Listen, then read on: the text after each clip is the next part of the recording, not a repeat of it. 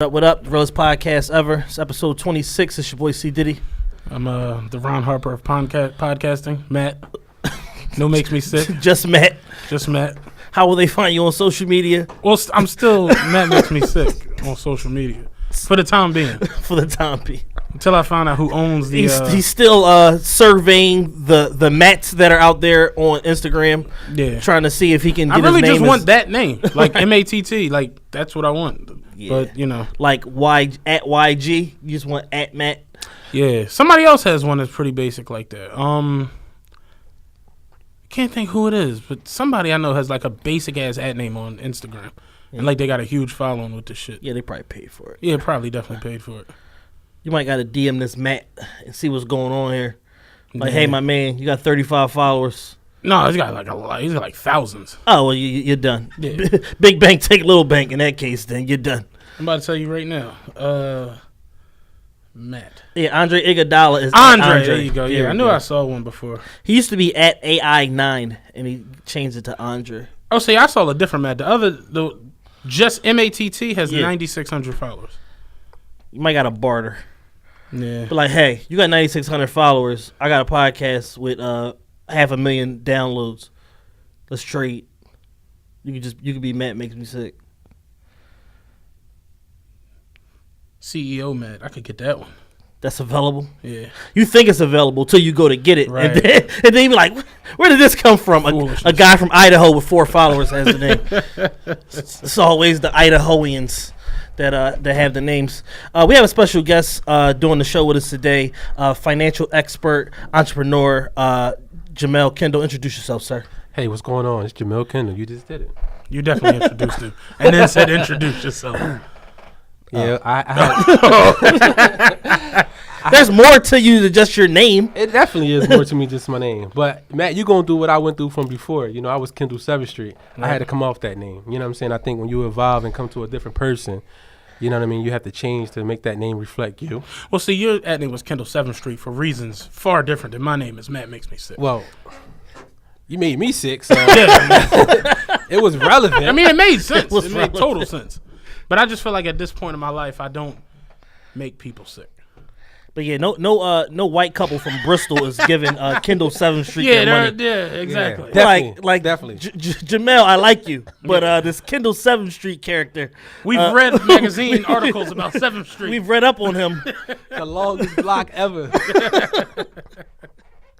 But no, like you said, you know, my name's Jahmel Kendall. Entrepreneur, definitely. I've been in business for myself for quite some years now. I branched off from corporate world, so I cut the plug, so to speak, you know what I mean, and stuck in the matrix. But now I'm out here trying to educate people on the things that you learn to work for people to do, right? Financial literacy is very key in our neighborhoods. We lack it. And I'm on a mission to be able to go out and teach our communities and our families and our friends or whoever is willing to listen about the importance of being able to manage your money, understand how to retire comfortably or even just retire. Because most people is not retiring these days. No, you're absolutely right. Without a doubt. And we just felt like this was a real important show to have. We've been kind of like talking about it for a while now, probably since like episode 10. Like I brought the idea to Matt about doing a financial literacy episode because it's something that's literally not taught to us at any stage of life. Like our parents weren't taught it. And 95% of the time our parents weren't taught it, so they don't teach it to us. The schools don't teach it.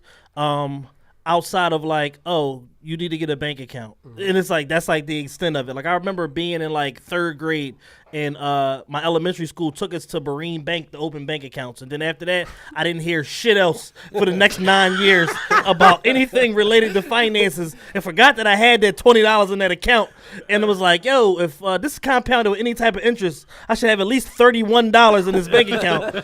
And the bank closed down. So there is no $31 for you. The teacher was a co-owner in the bank. Got $20 from every one of you. It's a Ponzi scam. But you make a good point, though. I rode past Broad and Snyder the other day, and it was a Wendy's, right? It used to be beneficial. Yeah. And I remember my aunt took me to there when I was young, like 3 years old. Yeah. And we started what we call, I think it was like a school Tyler fund or something. Yeah. And I remember when I cashed it out, I had $20 that was in there. Because I guess that's what you start with. Yeah, right. That's what you start with. That's what you end with. It never grew to anything. I haven't been to Broad and Snyder in years. Yeah, Damn. it's a Wendy's. It's like a 2-tier level Wendy's. Yeah, because now. I remember Beneficial. I remember Yeah. that. But you made a good point, though. So, you talked about they don't teach us finance in high schools. And I try to tell people a lot of times that it was only 4 states that was mandated to teach financial literacy before you graduate high school. They just added another one, which was Maryland. I think it's Alabama, West Virginia, Utah, Wyoming. Yeah. And you figure if you're in a tri-state area, you don't learn financial literacy. You're literally not learning. Not Like, learning. Well, they're not even mandated to teach you. Right. But if you think about it, if you went to a vocational school, they taught you shop. They taught you, cosmetology. You had, I think it's over 50% mandated that they have to teach you sexual education. Yeah.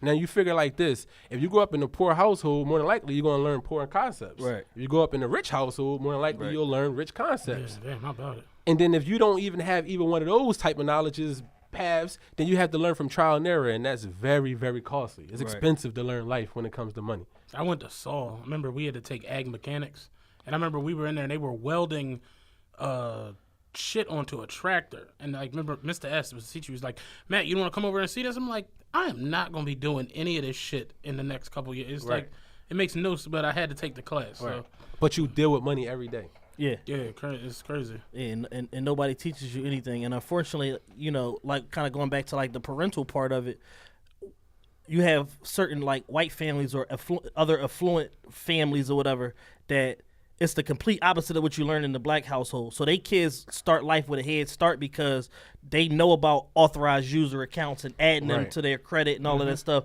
So they kid turn 18, they got 800 credit score. Whereas in the black household, you turn 18, you damn near bankrupt because your parents Your name been on the Jones on bills and forever. shit. Because your parents are so overextended with credit that they looking for, all right, well, who in here got a clean slate on some credit? And they adding you the shit that you don't got nothing to do with. You 4 years old and the cable and the water bill is in your name. So it's like, it's the complete opposite. And it's like, those little things and learning those habits and them becoming a part of your behaviors going forward can change a lot of our fate in terms of the black community, because financial empowerment is everything and financial freedom is everything. It is. And you got to think too, we learn little nuggets of what people do that's like affluent or wealthy, right? So somebody say, well, you use credit card to build credit, but they don't tell you the steps that you have to take to maintain that, right? Yeah. So we go get a credit card, but we're not educated on the process, right? Yeah. So then what happens is now you're using credit cards for a lifestyle, and then you stuck. Right. It's like a GPA. You get a 4.0 in the first semester. If you get a C the next one, it's going to take you 3 years to get back to a 4.0. Exactly. It's just hard to climb back uphill. So the issue is that we have to make sure that if we're learning these other things, let's say, to me, it's like a Twitter. It's like a tweet, right? News is getting over with just headlines. Nobody is even reading the article. Yo, I just had that speaks about this conversation. often. Yo, I just had that conversation the other day with somebody, and it was like very frustrating. I'm just like, yo, you try to engage me in conversation every single day, Right.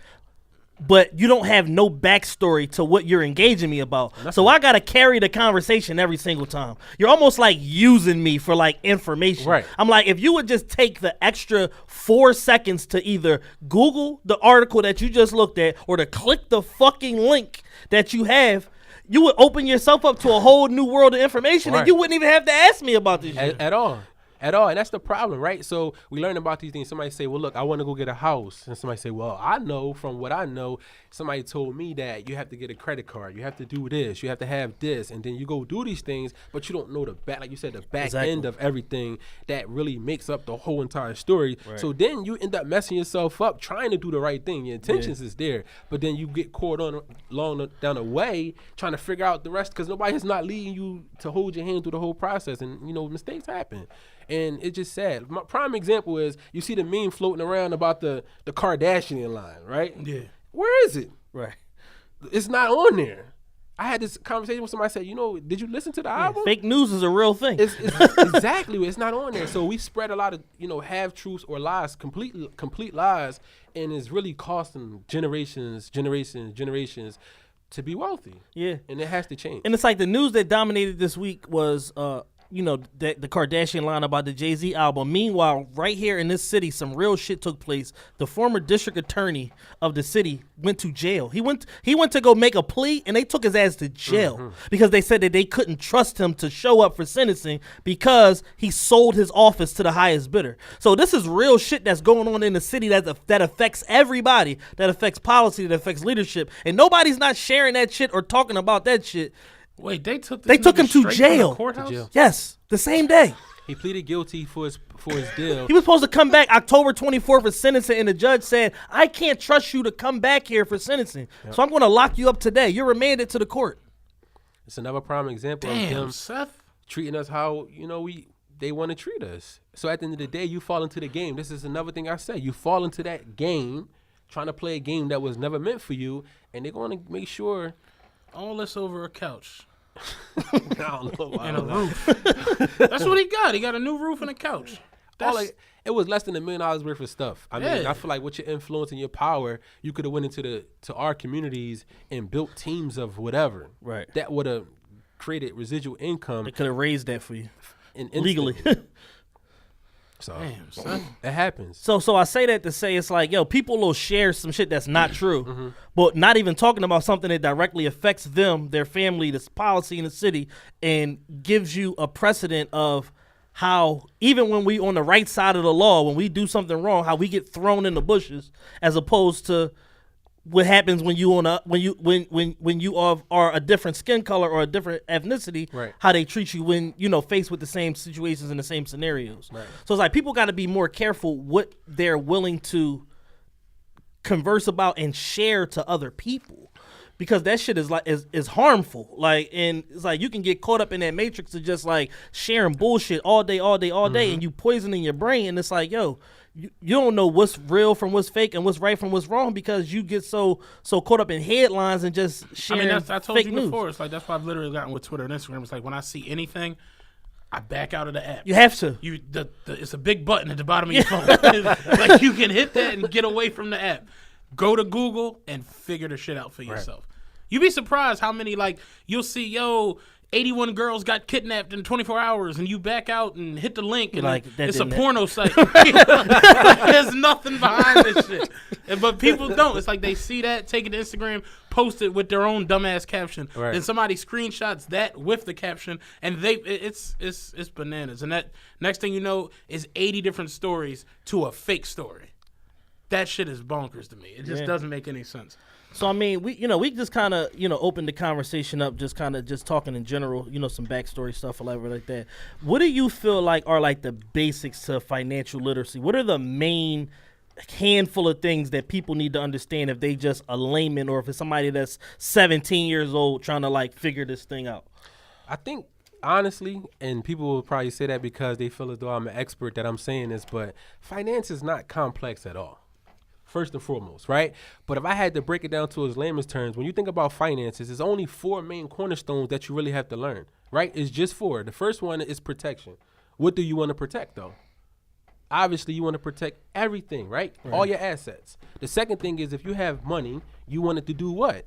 Grow. Right. And once it's growing, you want to be able to put a safety net on it, which is the third cornerstone. And then when you go to access that money, you want to make sure you maximize your tax advantages, right? So we already know you got the administration right now, like Donald Trump leading that way. And we know that before he became president, this is all of what these people fight for is taxes.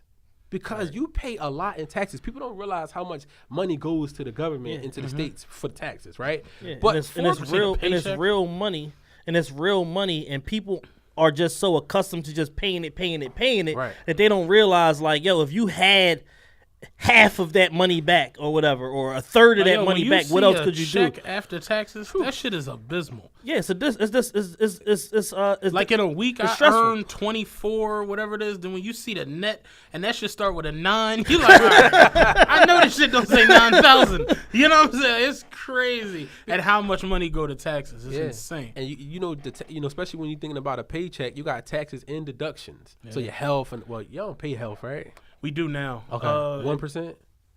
1%. We do now. Nah, because that was huge that we got to pay the 1%. That was huge. I saw.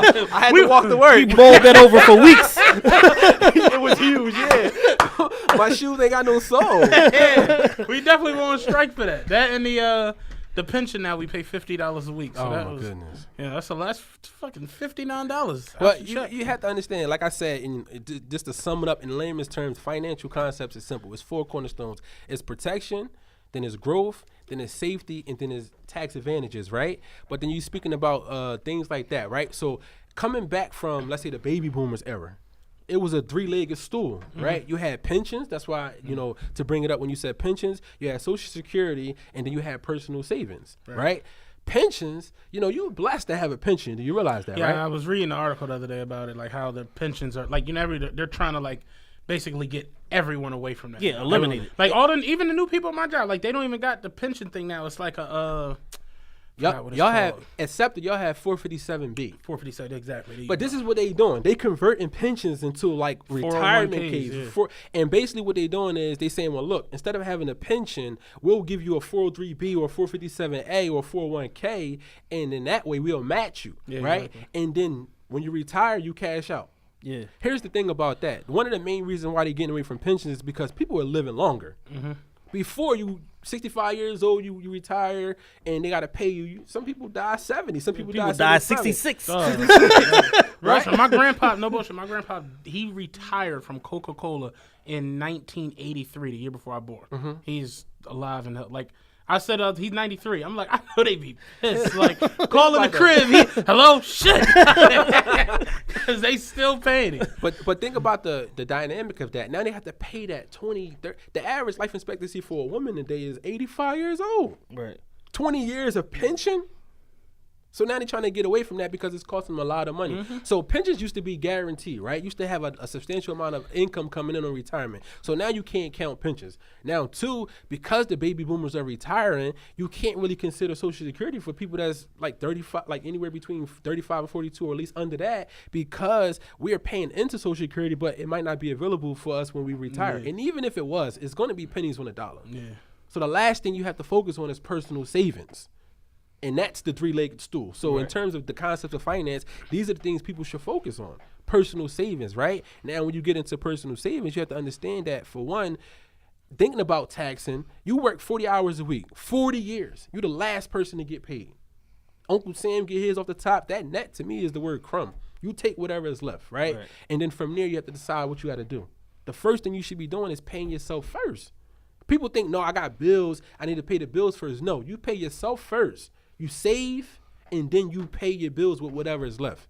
Now, for some people, it's hard to fathom that concept because they say, well, look, I'm not about to save money and then get my electric cut off. The fact of the matter is we already not paying our bills anyway. Right, exactly. But the whole thing is it's supposed to regulate your lifestyle. You're supposed to have a budget on that. That's why you pay yourself first. Right. And then you're supposed to be able to live off of whatever you have left, and it's supposed to be according to your lifestyle. Real quick, talk about that. Talk about the concept of people living above their means, to their means, and below their means, and how different their quality of life can be depending on where they are on the scale. That's a great topic. The main thing you have to understand is the only thing we had in insight when it comes to social influence was MTV Cribs. Right? That was really the only thing outside of tabloids to understand how these people was really living. When they came out with Twitter, we didn't even really understand at first how Twitter even worked. Like, if you only could be on Twitter unless you was a celebrity. And then they came out with Instagram. So you have Twitter, you get to follow people what they say, and now you get to follow people from what they post in terms of what you see. Yeah. Now you have a false reality of what life is supposed to be like. So automatically, if you follow people that you look up to, let's say, I don't want to say their names, but let's just say celebrities, right? Then you're going to start to spin towards that lifestyle. And we can admit, if you want a certain type of caliber, or let's say woman, then you know you need to have a certain type of caliber of car. So you're going to risk it all to be able to do those things. Right. But it's really hurtful because when I sit down with somebody and I'm going over a financial plan for them, when I tell them they have to budget out their Starbucks, if I say $5 a week, right? That's $5 a day. That's $25 a week. $100, about $400 a month, right? on a 5-day work week, like a little bit more than that. Let's just say it's $400 a month. If you start to times that by 12 and then times that by the whole time you're working at that job, that's a college fund. That's a retirement plan. You can retire off a night. I wonder if Leah's out there listening. She's a Starbucks fanatic. And anybody that you talk to, they're going to tell you $5 is cheap for Starbucks. It's at least $8 to $12. Yeah. Every pop you go in. So you basically saying if you're going in there spending 12, spend 7 and put 5 towards paying yourself. Absolutely not. What I'm saying is if I go and I show you the money you spend in year form, basically you just wouldn't do it at all. You wouldn't do it. You would make coffee at home. That's the whole key. You have to be self-sufficient, meaning that you can't be dependent on these fast food spots. Now, a big part of the reason why people eat the way they eat is because they don't plan their days out. So yeah, I definitely agree with that. Right? So if you spend, let's say, 10, 20 minutes at home at night before the next day, right? You know, I got to work this amount of hours. This is my lunchtime. And you can say, well, look, I'm going to prepare my food. That lunch that you bring is going to save you pretty much a 30-year mortgage over time. Now, the goal is when you're saving money, you're supposed to have it into an account that's going to give you a return on your investment anywhere between 6 to 10%. And that's what's going to make the difference. Right. So you wait 10 years, you can spend Starbucks money with compound interest money as opposed to your principal. Right? So at the end of the day, the lifestyle people buying all these other things is because they don't see the benefit of retirement. And that's why when it comes time to plan for retirement or whatever case you need, it becomes very expensive. I think at a certain extent though, like you got to do what makes you happy, if that makes any sense. Like you want certain things, you want to go certain places, you want to do certain things. So I think that falls into why people do certain things. Like people just fall into a routine. I know people who literally go to certain restaurants, certain places every single morning, every night. It's just a routine. So it's like I think that I would agree with you if we was born into wealth. I see what you're saying from that aspect. The main reason why we continuously to be poor in our communities is because we want what we want now. Right. Nobody is willing to sacrifice for our kids and or even our kids. We won't break none of the bad habits. We won't. We say, well, look, mama need a life too. Papa need new shoes and all these other cool things that we get into. But that's the reason. And then here's another thing. We wait till it's too late, right? We wait till we have to plan. You know, somebody die, and then now all of a sudden they feel as though they need insurance. Right. It can't be that way. Now I get what you're saying. It's good to be able to treat yourself to nice things, but it has to come with knowing that when you live this lifestyle, it's going to take away from when you want to have those easier years, going forward. So it's difficult. Like planning out everything is like last week. I was telling him, like I literally was like, yo, I ain't gonna spend no money today at work. I'm going to go out there. I took stuff with me. I'm going to go not spend no money. My bus broke down at Broad and Carpenter. Yo, I walked out right there. I had a sugar straw. like I was in there buying all kinds of silly shit. And it's hard. It's extremely hard because it's like you see things you want. You're like, man, I'm going to go get this shirt. I'm going to get that hat. I'm going to get this whatever.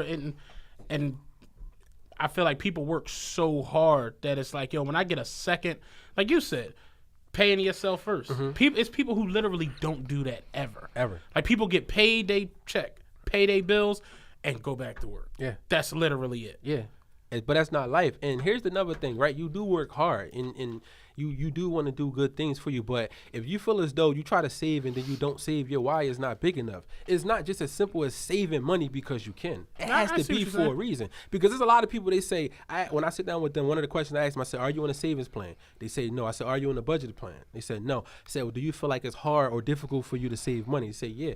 And I look and they had a house. And I said, I know for sure that whatever that real estate agent, that realtor told you to do to get that house, you did it.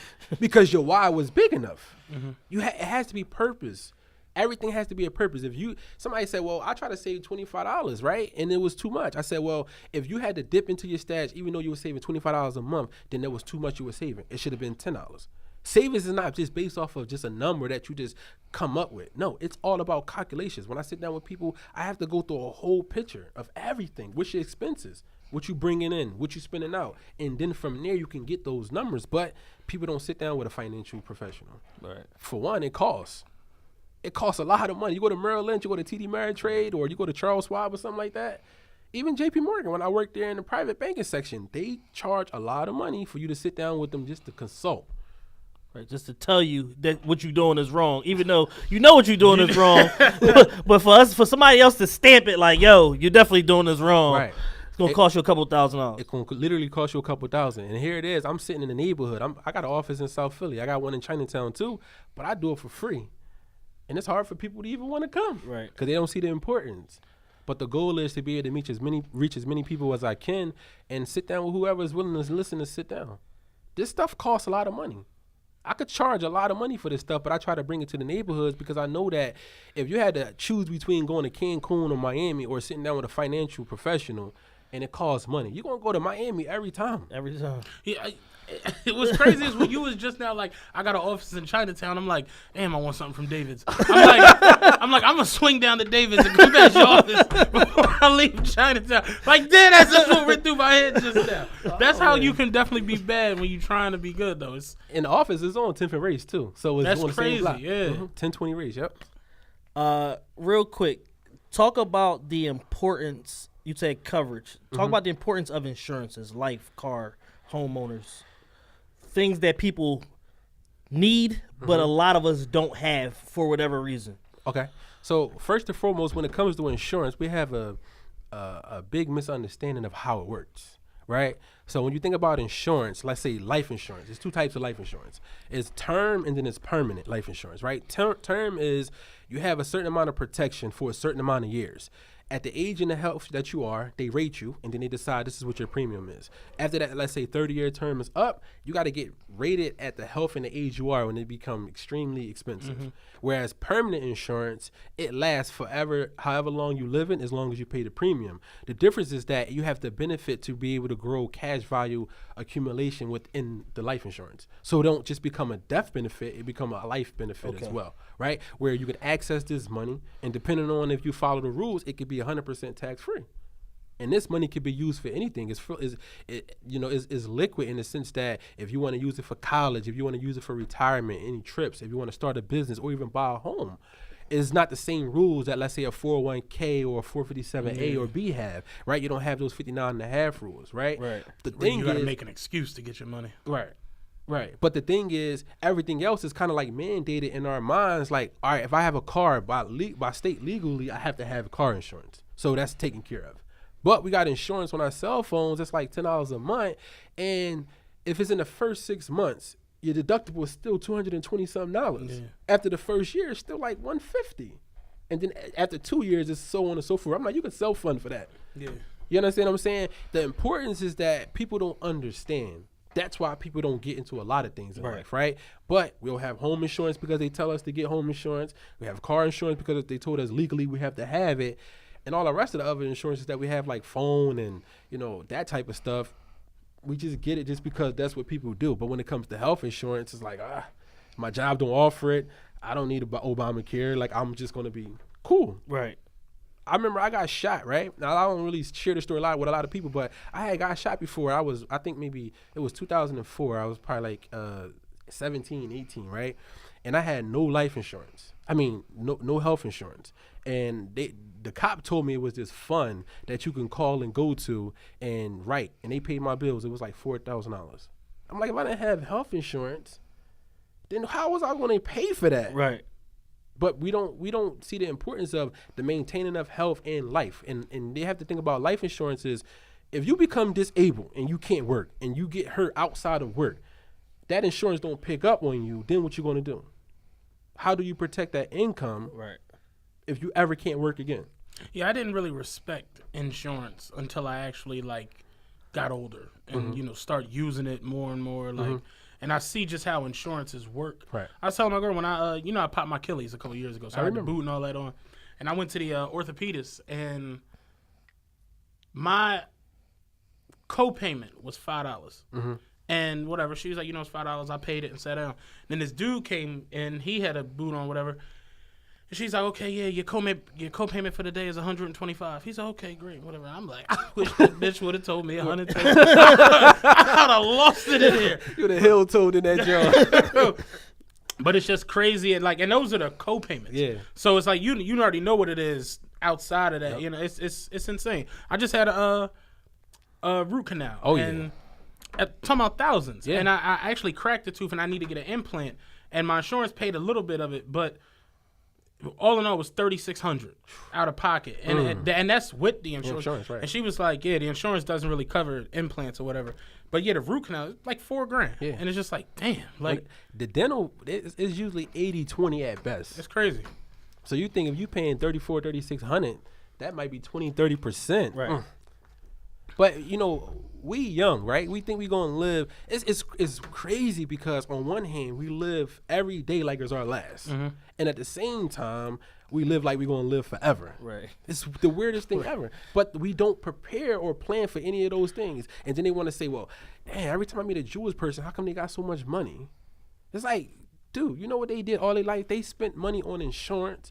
Somebody died. They split that money and reinsured their family, and then they put the rest into businesses and so on and so forth. And property and everything else. Things that accrue value as opposed to depreciating assets. And their core values is based off of their culture, which is embedded within their religion, and that's why they're able to say, forget those things. Yeah, I work hard, but I don't need those things right now. I know my kids and their kids' need those things, so we're going to just work, do what we need to do, make sure we build businesses, and continuously to progress through generations. We're not willing to do that. Yeah. I'm 32 years old. I want a Bentley tomorrow. Right. My son can wait. As a whole, I think the biggest problem that black people have when it comes to like financial stability and potential freedom is that nobody's willing to sacrifice now for the next generation. Right. Everybody just wants what they want when they want it. Right. And it's like, all right, Jay-Z got a phenomenal album out right now, and he's talking about a lot of these different principles and stuff like that me and you talked about, and that, you know, conversations that I'm sure you have every single day with people. And now it's more palatable because he's saying it, but at the same time, this is not nothing new. At all. You know what I'm saying? And it's like, yo, at some point, somebody got to take the stance to say, hey, we going to do X, Y, and Z so that for the greater good of everybody, or for the vast majority. Right. Like, imagine if Bob Johnson, Jay-Z, LeBron James, Kobe Bryant, Beyonce, all these people came together and said, all right, we're going to focus on these three industries. We're going to invest $400 million here, $400 million here, $400 million here. Everybody pool their money and put in an equal amount. That's not even touching the very bare minimum of their total overall wealth. Right. And to say, yo, we're going to focus on music, entertainment, and this. We're not going to let nobody else make money off of us. We're going to unionize our situation, and we're going to decide who gets paid this and who gets paid that. Da, da, da, da, da. They could dramatically change the world, but they're not going to do it. No. At all. A couple of years ago, Irv Gotti, Suge Knight, and Jay Prince tried to come together and create their own music distribution network, and them motherfuckers who own the music labels had a fit. They lost their fucking minds. What do you mean you're going to distribute your own records? Right. How dare you own your own masters? Right. How dare you make money and decide that, oh, Ja Rule gets a fair deal and fucking Zero from Houston get a fair deal and this, that, and the third. Right. Petey Pablo. Yeah. What do you mean He's you on want death row. He's the only person I know. Yeah, it's like what do you mean that, you know, everybody's going to get paid accordingly to, you know, how they should get paid? Like that the mere fact that most people where we come from don't even believe that's possible is mind-boggling.